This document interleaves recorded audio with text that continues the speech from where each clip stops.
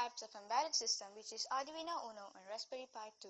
With the help of MQ2 gas sensor and the temperature sensor, Arduino Uno detects the smoke and sends it to the Raspberry Pi, and Raspberry Pi sends Gmail with the statement, "There is a smoker in the toilet," to the teacher.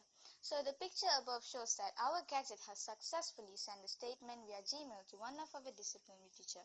With this strong evidence, we can say that this isn't an ordinary smoke detector that is available in market these days with the use of sound energy. Perhaps we have inserted to this technology, which is the email usage to trigger the teachers. So with this, we hope that this action will become an eye-opener to the students to have a healthy and a beneficial lifestyle, because students' life is precious.